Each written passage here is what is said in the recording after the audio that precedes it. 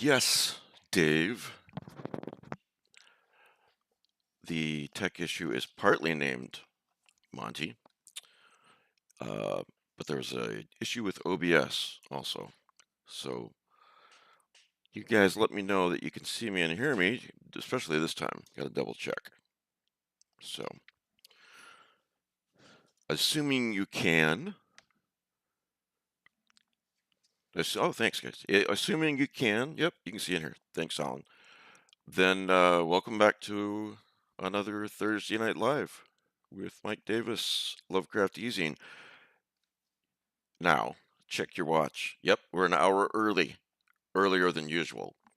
Someone, I mean, if you're watching the recording later, then we're not. But if you're watching live, we're an hour earlier than usual. It's 10 p.m. Eastern instead of 11 p.m. Eastern, and it will continue that way every Thursday from now on. Someone messaged me a week or two ago and asked if, um, if I would consider doing an hour earlier, especially for the East Coast people. And I said, well, whatever the gang wants me to, whatever the viewers want me to do. So in case you missed it, I did a poll on YouTube, and like 82% said yes, an hour earlier. So yep, here we are. I don't know. It's better for this old man too. So, 'cause boy, am I tired. So, well, hello everyone. Kelly, and we got Darren, Dave, and Alan. Welcome, guys. I know others are watching, but those are the ones who have commented. Um, and I have some things to talk about here. Yeah. So, first thing I want to talk about, I've already done. Anyway, happy night before for Friday. I can't remember the last time I had a quote unquote real job, but of course Danielle has one, and I pretty much work every day, but the weekends still feel like weekends to me, whether I work or not, and I usually do because Danielle's off. So I'm always looking forward to the weekends. And with the last couple of years, her school has done 4 days a week, Tuesday through Friday, longer days. Everyone loves it. Teachers, students, everybody. So right now, Suzanne and Alan are flipping us off because they would love to. They would love to have 4 day work weeks, wouldn't you? So we'll enjoy it while it lasts, for as long as it lasts. But teachers work hard. So back to the real job thing for a second. Um, hey Suzanne, you know, uh, I'm lucky because my wife has always known that I'm a square peg in a round hole type guy, and she doesn't try to make me be someone I'm not. So, I've worked hard on all of this. I worked hard when I was in real estate, but you know what? You can't overstate how much a supportive spouse is worth. And I wouldn't be here without her. I would want to make her happy and go get that real job. But thanks to her and thanks to you guys, the patrons, I can do that. So 2 more years of teaching, Alan. Yeah, you know what? Danielle would probably take a 5 day work week again if she had only 2 more years till she retired. So there's positives and negatives, but you've been a teacher for a long time, so you've earned it. Dave says he's working on his class website right now. Oh, right, right. Dave's a teacher too. Sorry, Dave, I got a lot of people in my head. But tomorrow is Friday. All right. I don't know if you guys remember, and I'm actually interested if you are. So comment. But several times over the years, I have talked about a book called Displaced Person. And I believe one edition, it was titled Misplaced Person by a writer by the name of Lee Harding. This book was published in 1978, and somewhere around sometime in early, I think it was probably when I was about 10. So, say sometime around 1981, on my biweekly trip to the library, I found this book. And it was in the children's section, but it's really a young adult book for teenagers, but it's also a book that adults can read. I've read it probably 4 times over the last few years since I found it again. And yeah, if you didn't, I mean, the protagonist is 17. Other than that, it's there's nothing childish about it. So I read this book. Oh, thanks. Darren remembers. Um, so I read this book when I was about 10, and it's about this 17-year-old kid, and slowly the world starts to, well, you know what? Let me read the synopsis for those of you who have not heard me talk about it before, or if you want a refresher. By the way, if you want to read the book, it's only $70, the copy I can find. Only in quotes. I got 2 copies, but I bought them when they were like $10 and nobody knew about the book. And I couldn't figure out what happened, why it started going up in price after that. And then I realized that it was probably me because I told everyone about this book, and people, a bunch of people went and got it and read it and loved it. So the copies got more scarce, supply and demand. So, but I'm going to have some good news for you in a minute. Graham Drury is 17. He's a rather ordinary looking person of average height. Excuse me. He dresses casually and well and gets along fine with his classmates and friends. In fact, the typical all-rounder. The change begins gradually.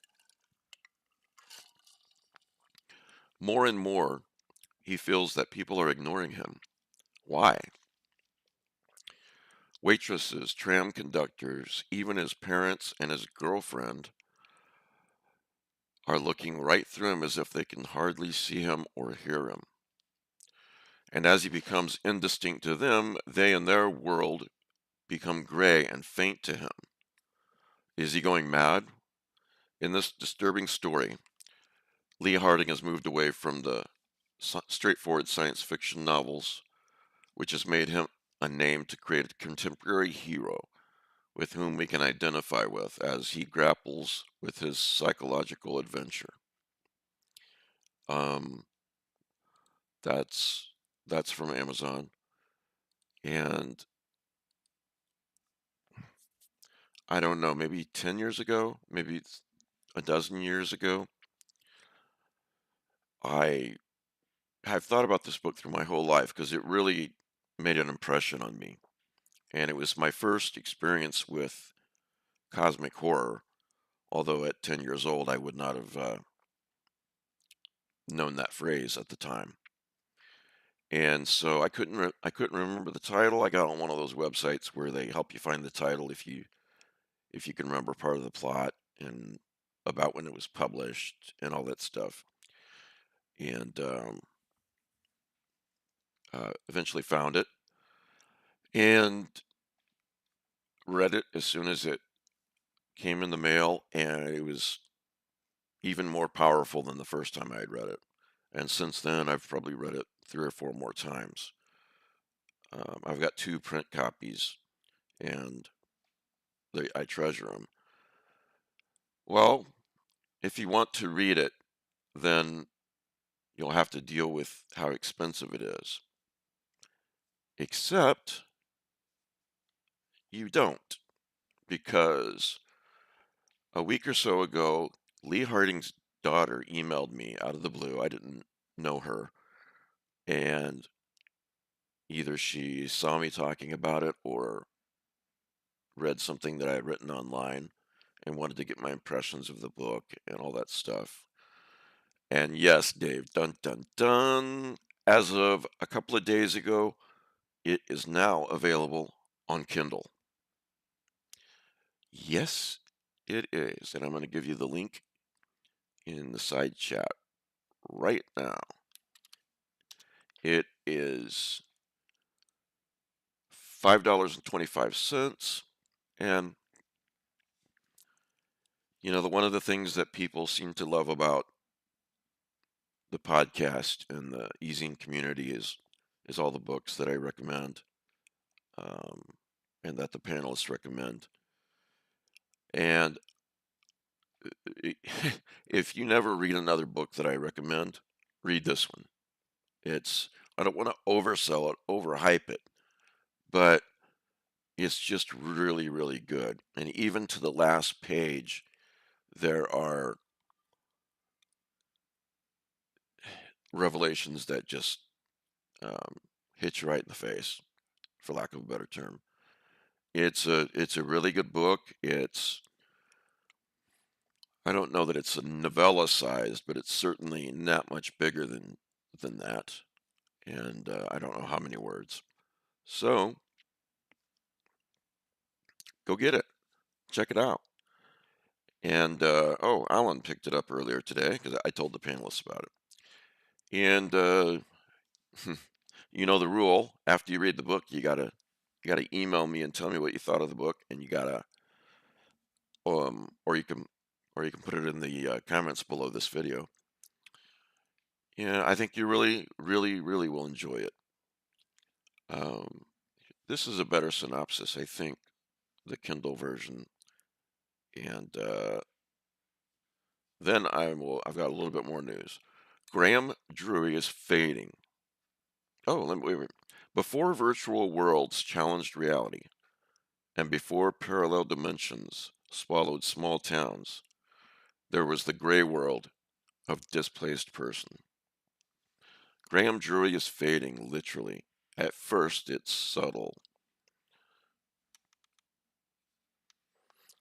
Oh, yeah. Yeah, it's set in Australia. Exactly, Alan. At first, it's subtle. A waitress forgets his order. A tram conductor overlooks his ticket. But soon his world turns gray, silent, and paper thin. His parents don't see him. His girlfriend vanishes into shadow. Graham is vanishing too, slipping into a chilling liminal space where nothing feels real and no one remembers he ever existed. A haunting meditation on identity, alienation, and the fragile boundaries of reality. Displaced Person stands as a masterwork of science fiction. First published in 1979, this award-winning novel was ahead of its time. Now eerily resonant in our age of digital detachment and fractured realities. With haunting clarity, Lee Harding, an influential voice in Australian cosmic horror, evoked the creeping dread of adolescence and the unbearable weight of being unseen. His work lingers like a shadow at the edge of reality, capturing the terror and dislocation and the unknown.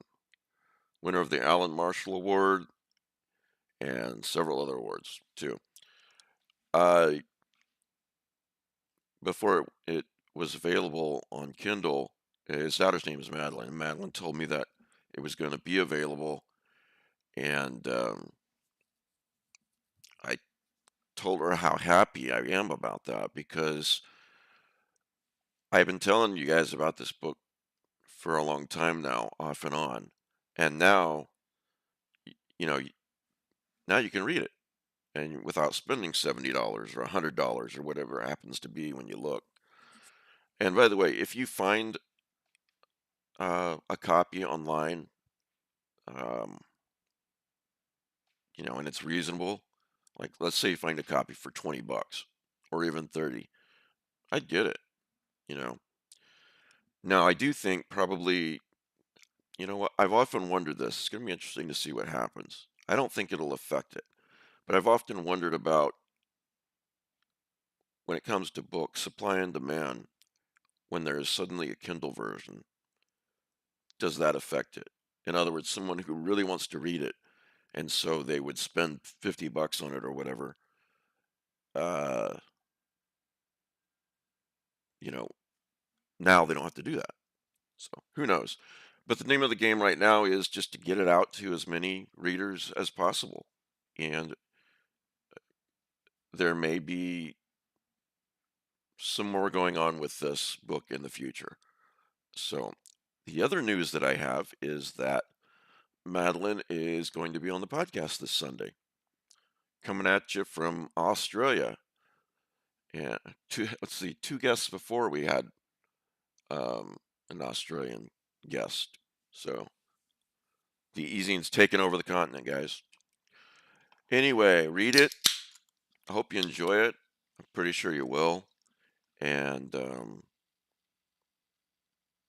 yeah, so some really, really great news. Let's see. Alan says the Australia setting and quiet unease make me think of Lake Mungo. Yeah. Did you finish it, Alan? Um, Darren says I'm not a Kindle reader, but I have to read this one on Kindle. Yeah. Stephen, I picked it up and will try to read it. I'm currently on Stephen King reading marathon, currently reading different seasons. Finished the Gunslinger and Cujo yesterday. It's funny you just mentioned the two book slash series of Stephen King's that I've never read. How is Cujo? It just I never dove into it because essentially it's a story about a murderous dog, right? I guess. But yeah, I was about to say that, Dave, from a Buick 8, Stephen. That's there's some cosmic horror going on there, man. Um, the underrated one of his, and I'm sure you guys have heard me say this, but is Doom McKee. So Doom McKee um, from a Buick 8. I've read those several times. Anyway, displaced person. I look forward to interviewing Madeline on Sunday. So I think it was DeBronzo sent in our little comics Facebook messaging chat, sent me and Alan and Ben um, a link to the I don't know what you'd call it, an extended trailer of the upcoming Superman movie. And I don't know, I want it to be fun. I want it to succeed, even though I'm not a James Gunn fan, but I'm a DC Comics fan. So yeah, I want DC Comics movies. So yeah, I'm one of those guys that I do love the Zack Snyder adaptations of the stories of Superman, Batman, Justice League. Um, and I'm also, of course, a huge fan of the Christopher Reeve movies, at least the first two. And actually, I'm a real big fan of Superman Returns with Brandon Routh. Um, I think he did an excellent job as Superman. I really do. And I think that movie is better. than a lot of people give it credit for being. But back to the upcoming Superman, which I think it drops July 11th. Does that sound right? Um, it looks like it. I said it looks like it could be fun as long as it doesn't sink into self-parody. And Ben replied uh, that he thought it already sunk into self-parody in the trailer. So so who knows? Keep your fingers crossed. I do know. I did a little bit of research today. It's generated mixed reactions from test audiences, early screenings revealing both promising elements and potential issues that have left fans and industry insiders divided on the movie's prospects. Early test screeners have raised significant concerns about the film's quality, with Hollywood insider Jeff Snyder describing initial reactions as franchise killing bad. Um, okay, yeah, but yeah, that's true, Alan, and thank you, Robert. Superman Returns is great. Um, Steven says Cujo wasn't bad. Enjoyed it. Hated the movie. The book is much better. Okay, I'll keep that in mind. Maybe I'll read it. Thanks for the tip.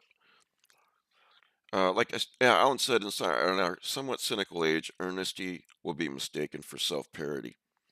I don't disagree, but I do admire genuine people, earnest people, and earnest writing.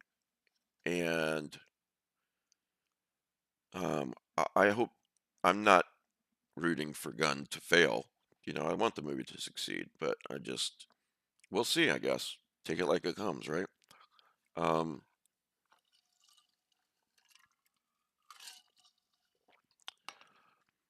one other thing on it,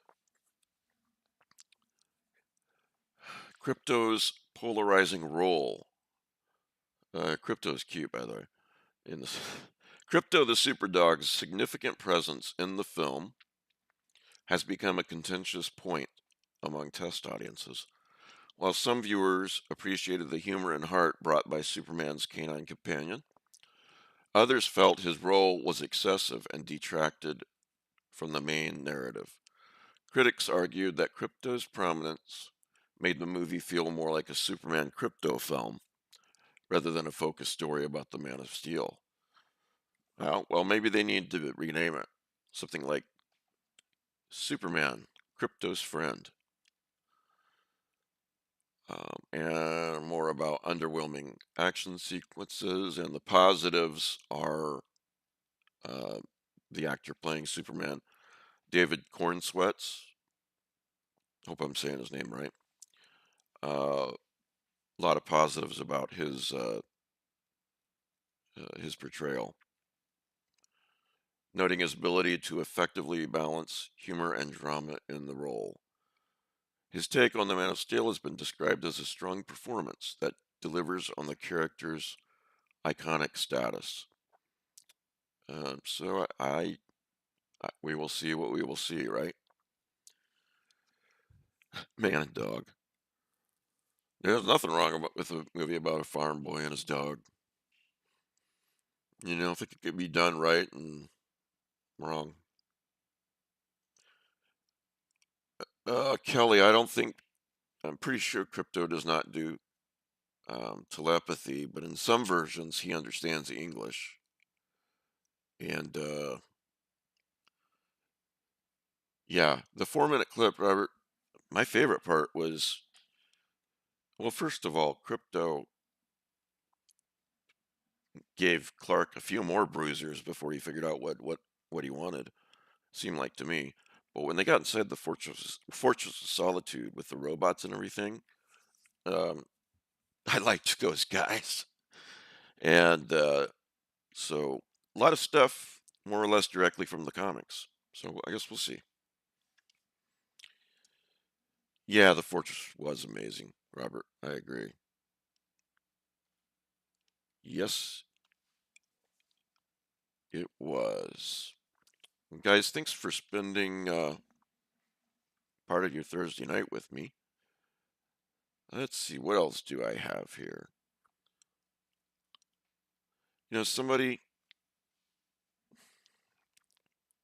Somebody wrote a comment earlier today on YouTube and said that I think I know who this is, but I, am looking at so many different IDs on YouTube, other places. Sometimes I don't remember who the ID matches with. So I think I know who this is, but I'm not going to say anything. But he said basically, or she said that they were lonely, and that the Lovecraftian community and the YouTube channel, the podcast, really helped them feel more connected. And I just wanted to say to that person and to anyone else that that is exactly, I'm really glad. I'm really glad that it's helping. And that's exactly what I wanted to do, what I've always wanted to do with this, in addition to, of course, all the other good stuff, like talking about horror and sci-fi and Superman. And yeah. Anyway, thank you for the comment, and um, comments like that keep me going. Thank you. I thought it was you, Darren. Yeah, I just didn't want to out someone who was using their YouTube ID. And let's see here.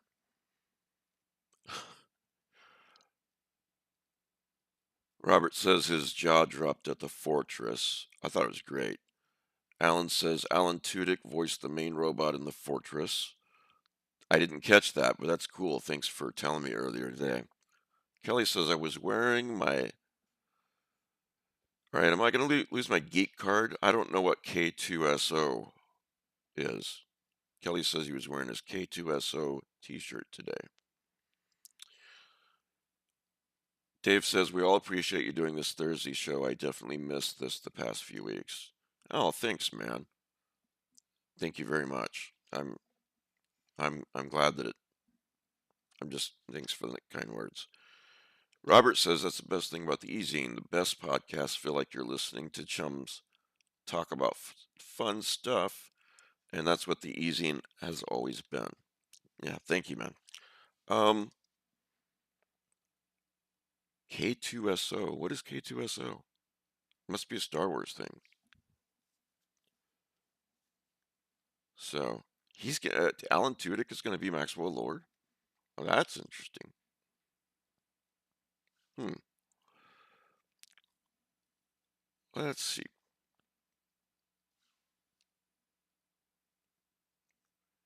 You guys did pick up, or you plan to pick up Kelly Young's new book, right?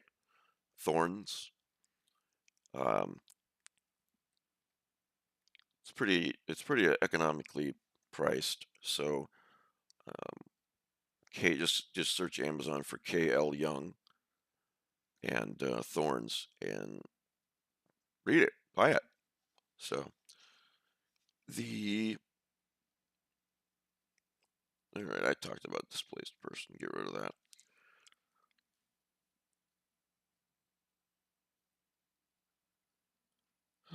What what what? You know, um, leave them some reviews too. That's so helpful. Reviews on Goodreads and Amazon, especially Amazon. And a lot of people make a decision whether to buy it based on those reviews. Unfortunately, Amazon may be the evil empire when it comes to books, but it's almost the only game in town. So we can bitch about it, but we still have to live with it too, and you know respond accordingly. react accordingly. There is, I ran across this quote the other day, and I quoted it earlier, but now I didn't remember. Yeah, I thought this is such a great quote, um, by a guy by the name of Eden Philpotts, who apparently wrote quite a lot. I picked up one of his thin books, and we'll see. But the quote is from that book, and it is, "The universe is full of magical things, patiently waiting for our wits to grow sharper." It strikes me that I've often thought this, that a lot of human beings, they get used to things. What I mean by that is, give you an example. I might be in the backyard nights and look up in the sky, look at the stars, the moon, and also, more often than not, a plane crossing high above. And I look at that and I think about how amazing that is. Now, I'm down here on the ground, and then high above me, where that little light is blinking, there's a bunch of people, and some of them are sleeping, some of them are reading, some of them are watching movies on their laptop, playing games, in conversation, but don't know that I can convey in words just how amazing I think that is. That's one example of many. You ever think about how amazing it is that when you go in your kitchen, you can turn on the faucet and get water instantly? And human beings, we've had that for a long time. And I think when you allow yourself to get too used to things, then it's easy to forget to be grateful for those things. I often think how lucky I am to have been born when I was. I could have been born, you know, 200 years ago and been a slave. 5,000 years ago, um, I could be living in the dark ages. Think about how lucky you are that you weren't born in the dark ages. Um, just right from the get-go, we have things to be thankful for, and there are a hell of a lot of things that we have that that happen in life that I'm not thankful for. But I choose to focus on the things that I am. I mean, maybe I sound, what you were saying earlier, Alan, about being earnest. Um, yeah, maybe I'm just being earnest too, but it just strikes me that there's so much to be grateful for. And I mean, right now, I'm sitting in my office, my book house, which I'm really lucky to have, really grateful for. But as I sit here in Texas, I'm talking to you guys and you can see me and I'm talking to you live. Think about what that would mean to people 100 years ago, 200 years ago, you know? Hell, even 50 years ago. I mean, there were phones, obviously, but nothing like this, And I think about the friendships I've made because of this, you know? Um, I probably sound like a dork, but I just, if you're feeling down, then, maybe you have good reason to be down. And body chemistry, so many things that sometimes we can't control depression. But at the same time, having lived with depression almost my entire life, at least for me, I don't want to get on my soapbox and say, um, hey, be like me and your depression will be over or lessen or whatever.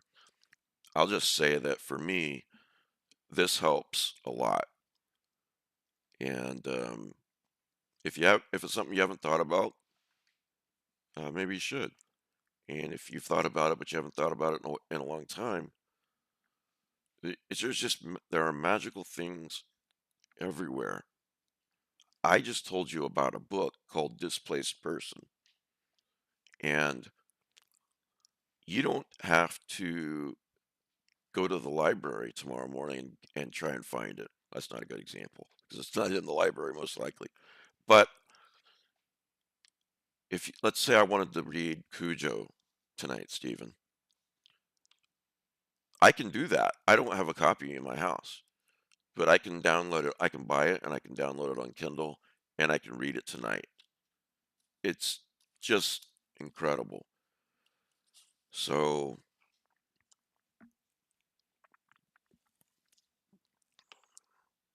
anyway, let's see. Oh wow, you guys have been doing a lot of commenting on this. That's good. Let's see here. Barnes and Noble. Kelly says 40th anniversary of Reanimator. I'm sure Pete Rollick knows that. Robert says that's perspective that so many don't have. It's humbling seeing things and thinking about things like that. Kelly says we had no phone for a while, but black and white TV. Yeah, I didn't have TV, but we did have a phone. So remember having to watch TV at a specific time. I miss that. I'll tell you what I miss. I never was too much of a TV watcher, obviously, but I miss going to the video store. You know, we have so much more of a selection these days, right? And again, access to it instantly. But I miss the community aspect of going to a video store. I miss the ritual of it.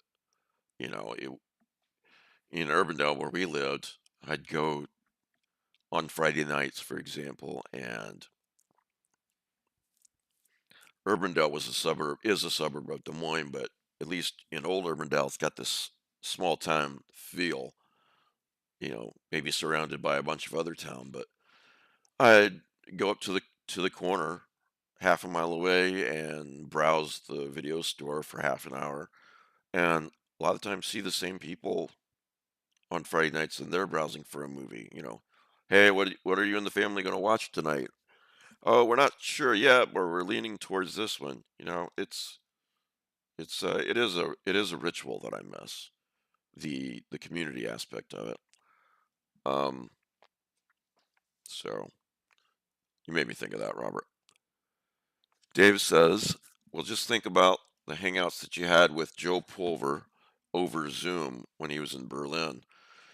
Yeah, I hung out with Joe just about every single day.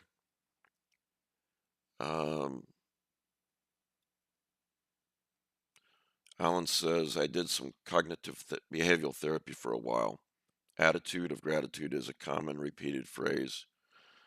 Yeah, and of course it's repeated for a reason because it helps. Yeah, this is something to be thankful for, Cody. Cody says at certain points in time, Mid 20s to 30s was considered middle aged or even worse. There is indeed so much to be grateful for, even the things we learn from the darkness, like depression. Darren is recommending The Hunger by Amakatsu. Uh, I haven't gotten to that one yet, Darren. I'll try to remember to check it out.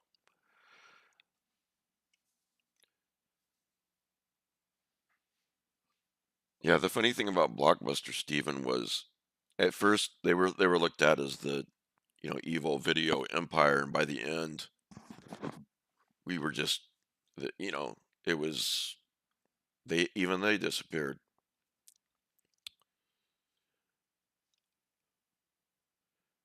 Robert says in some ways Tubi feels like a modern take on the old school video store experience, minus the community aspect, obviously.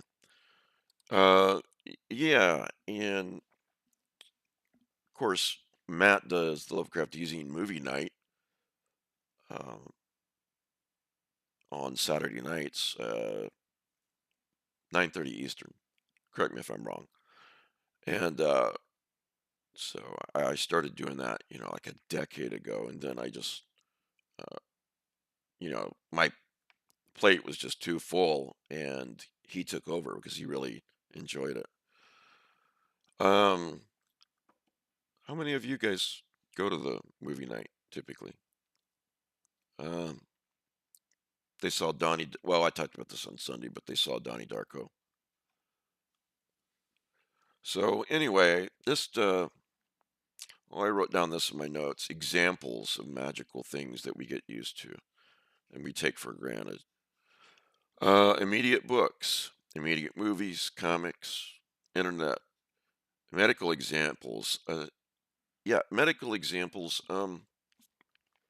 Can't remember which Carl Sagan book it was, but he said that quite a lot of us would not be here if it wasn't for the miracle of modern medicine and science. He said he was at a dinner party with friends one time. There were probably 15 or 20 people sitting around the huge table, and just out of the blue, he said, um, "Raise your hand if you would be dead today if it wasn't for science and modern medicine." And he said like one person did not raise their hand, and it wasn't him. Um, so yeah, I wouldn't be here either. Almost died in the hospital. Yeah, tooth infection, tuberculosis. Um, yeah, amazing. Oh, Matt's example, when I get to talking about this occasionally, Matt Carpenter's example is this perfect example of people getting used to things, and not only used to magical things, but annoyed with them. One time he was on a flight, and they're, you know, however far up they are in the air for the flight, and it was one of the ones that offers internet, Wi-Fi. And so the guy next to him gets on his laptop, and he can't connect to the Wi-Fi. And he asks um, the flight attendant, what's up with that? And she's like, yeah, I'm sorry. We've been trying to get it working, and it's not working right now. Sorry. Something to that effect. And Matt said that he looks over at him and he goes, typical. So you're flying in this metal tube, thousands of feet in the air. You're going hundreds of miles in just a few hours, but you're upset because you can't get on the internet. So, well, how many of you had chicken pox when you were a kid? I guess kids don't really get it anymore, right? Is there? there are shots. I mean, there are immunizations for that now. I think I should know this, but I don't. But man, I remember having chickenpox when I was 6, and of a friend's mom brought him over while they had chickenpox. The adults agreed to this, of course, and to play with me, and because she wanted him to get the chickenpox and be done with it because you were going to get chickenpox. You could just count on it when you were a kid in the in the 70s, in the early 70s, mid 70s. And man, was that not fun. Oh my god. Holy shit. Been 50 years and I still remember that. Let's see. Oh, you guys know that there's going to be a Buffy, I don't know what they're calling it, sequel, season 8. Um,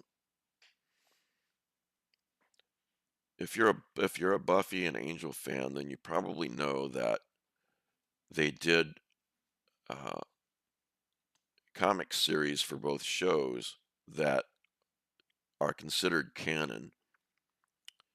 Um, Joss Whedon was involved with them and wrote some of them and so forth. I don't, if I had to guess, well, first of all, I'm sure Joss Whedon's not going to be involved for obvious reasons. But if I had to guess, I don't think Sarah Michelle Gellar and company are going to um, follow that canon. Um, so we'll see. But I'm really looking forward to it. No, not a remake, Kelly. I guess a continuation. So I guess sort of like the X Files, season 10 and season 11. Yeah, Don became a giant. That's funny. Um. Anyway, looking forward to it. I don't know when it's going to come out or anything, but I am looking forward to it. Here's something interesting. Who is it? I think it's Darren that likes it when I talk about astronomy. Okay, Darren, I've got something for you. I was came across this article a couple of weeks ago. The title is "Our Universe May Exist in a Black Hole." A significant discovery by the James Webb Space Telescope has revealed an unexpected pattern in galaxy rotation, potentially supporting the theory that our universe exists inside a black hole. According to a study published in the monthly notices of the Royal Astronomical Society, approximately 66% of early galaxies rotate clockwise, challenging our current understanding of cosmic structure and origins. Yes, this next that's funny, Dave. This next segment brought to you by NASA. The JWST Advanced Deep Extragalactic Survey examined 263 galaxies. Speaking of magic, and I probably don't have to say this, but when I use the word magic, I'm talking about just the wondrous things in life. But examined 263 galaxies, revealing a striking imbalance in their rotational directions. Approximately 66% of these early galaxies rotate clockwise, while only 33% rotate counterclockwise, contradicting the expected 50-50 random distribution. This significance disparity is so pronounced that it can be observed without specialized knowledge, visible to the naked eye in the JWST images. Professor Leo Shamir from Kansas City University, who led the research, noted that this unexpected pattern could have profound implications for our understanding of the universe's structure and evolution. Um, I'm not going to bore you with this entire article, but uh, you might want to Google this. It's just, I think it's just interesting as hell that that this is even a possibility. Black hole cosmology, also known as Schwarzschild cosmology, proposes that our observable universe exists within a black hole situated in a larger universe. Think about that. This theory, initially proposed by physicist Raj Kumar Pathria and mathematician I.J. Good, suggests that the event horizon of a black hole serves as the boundary of our visible universe. The Carl Sagan book that I recommend above all others is right here, The Demon Haunted World, Science as a Candle in the Dark. And I believe that this is where that anecdote's from, too. So, the fact that this is even a possibility that some scientists are considering, just blows my mind. You know, I think many people don't have a grasp on just how huge the universe is and the distances involved. Um, there's what, 400 billion stars in our galaxy, and they think, you know, 4 or 5 billion galaxies in the observable universe. Um, think about all of that is just mind blowing enough. And then when you consider the possibility that all of that could be inside of a black hole situated in a larger universe is pretty amazing to think about. Who knows? If that's true, maybe the laws of nature are different outside of the black hole that we're in, you know? Who knows? There's so many really cool things that, as Mulder would say, the truth is out there, but we will probably never know some of these answers. But we can't stop searching, we can't stop learning. So, excuse me. Yeah, that's a good point, Kelly. Kelly says, and just think, in the 1920s, only 100 years ago, they were debating whether Andromeda was just a nebula and not a whole other galaxy 2 million light years away. Yeah. Alan says we're all ignorant, but the number of people who are willfully so is staggering. Yeah, sad but true. Oh, I've said this before, but another thing that blows my mind is, speaking of Andromeda, Kelly. Uh, yeah, it's the nearest spiral galaxy to us, and not the nearest galaxy. I think I don't know. It's the next nearest. But anyway, the Milky Way is 100,000 light years across, and so it would take, even if we could move at the speed of light, which we laughably cannot.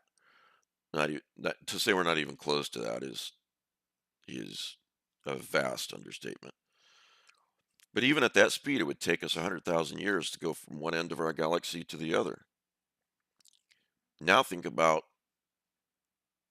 the distance between our galaxy and Andromeda, the Andromeda galaxy. 2.5 million light years, not billion, 2.5 million light years away. I think about, speaking speaking of cosmic horror, think about all that mostly empty blackness of space between here and Andromeda. It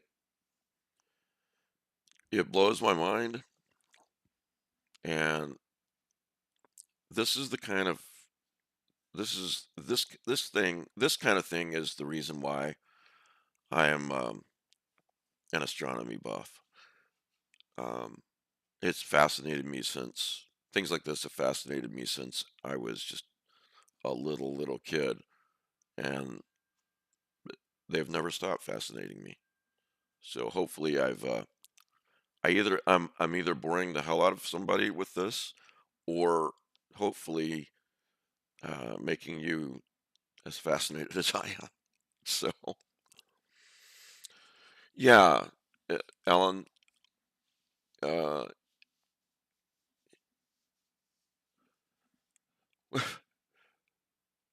Felix says maybe the universe is like the ending of Saint Elsewhere. We're in a giant snow globe. I never watched that show. Are you serious? That's how it ended? Oh my god. Oh, that's funny. Alan was talking about Alpha Centauri, which is the closest star to us. It's a triple star system, if memory serves, and it's for what 4.5 light years away, Alan, I believe. So Alan's comment is, if the speed of light is truly the limit, even traveling to Alpha Centauri is a dim possibility. First of all, Alan, I see what you did there with dim possibility. And yeah, the point is, even the closest star to us would take us lifetimes to get to. Um, it, if you if you haven't heard the phrase dark forest theory, you should Google it sometime. Um, I think I talked about it a little bit on Sunday, but I won't repeat it. So Proxima Centauri is closest. Um, yeah. Well, I'll be on my deathbed and still fascinated with all of this stuff, I'm sure. Well, we've been doing this for an hour. Let me see if there's anything else I want to touch on before I say goodnight. Oops. Help if I could hit the right note. Jeez.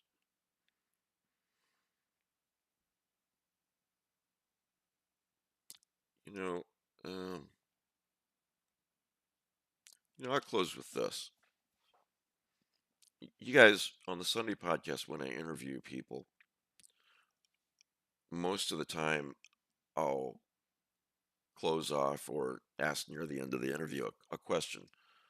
Um, the question is, what what is success to you?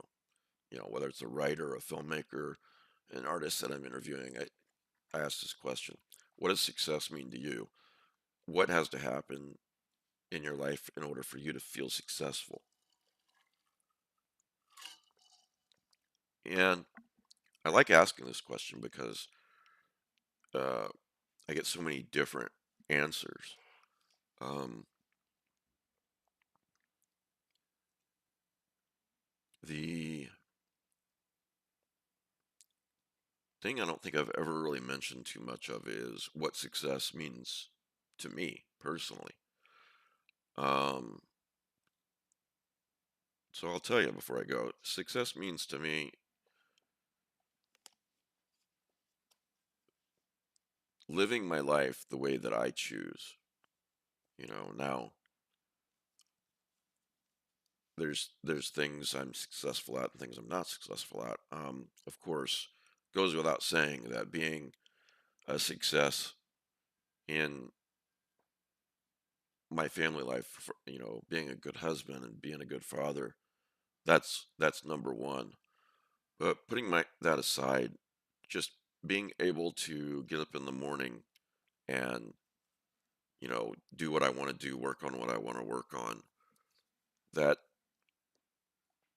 is really important to me personally. Um, and I'm not saying it should be important to everybody else. My wife has a job that's very fulfilling. A lot of people have um, real jobs that they really enjoy and like. But success for me is that. And I think people get in trouble with when they and unhappy when they do a couple things. Two things. First of all, they put they put success and happiness off. They say I'll be happy when XYZ happens, um, and XYZ may never happen. Uh, Success does not mean being better than everybody else at something. Success, especially in this day and age with the social media and living in the social media comparison age, um, it's easy to feel inferior to somebody else, to feel not successful. But the real question is, the real point is that you have to set the rules for how you feel. What success is not, especially for me, is having more followers on Blue Sky or Facebook. What success is not to me is having the biggest podcast out there or having a podcast with a lot of listeners. Of course, that's great. I always want to grow my podcast. No matter who you are or what you do, though, there's always going to be somebody who's more quote unquote successful at it. Um, you can be a highly respected writer and look at Stephen King and not feel very successful. You know what I mean? Um, what's your 23,000 views video, Kelly? I don't think I'm getting, I'm tired, so I guess I don't think I made my thoughts very clear on all of that, but I'll leave it at that. Um,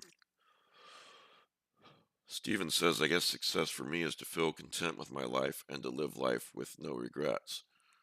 Uh, Actually, Steven, I've thought about that word quite a lot over the last few years, especially. Contentment. Um, Being content with your life isn't settling. It's just realizing that things, you're gonna have bad days, you're gonna have good days, but I am content with my life. You know what? I've gotten about 10 hours of sleep this whole week, so I'm starting to get on not making any sense. Um, Thoughts on the CC says, are you new? Yeah, I think CC is new. Welcome. Thoughts on The Alienist by Caleb Carr. Well, I don't know. If you're Caleb Carr, then I loved it. Um, Actually, I really liked that book. It's been 4 or 5 years since I read it. Um, my wife and I watched the TV show and enjoyed that as well. Um, the book's better, but that's often the case. I remember too the soundtrack in season 2 of The Alienist is insanely good. There's one track called I forget the name of the hospital in season 2, but the soundtrack for that scene is amazing. So okay, so you're not Caleb Carr. Just got my copy today, about to start it. Yeah. Um, I think you'll like it. It's a thick book, but it's it's not dull. Anyway, um, I'll bid you guys good night. Thanks for spending part of your evening with me. I'm really happy to hear, Dave. Thanks for saying this. That when I couldn't do the Thursday night show for a couple of weeks, that you really missed it. So um, I'm glad you enjoy it so much. And like I said, on Sunday I'll be talking with Madeline Harding about her dad's book, Displaced Person, and I'm really looking forward to that. You guys have a wonderful night. Sleep well, be safe. Have a great weekend until I see you on Sunday. Thanks again for joining me. Have a good night.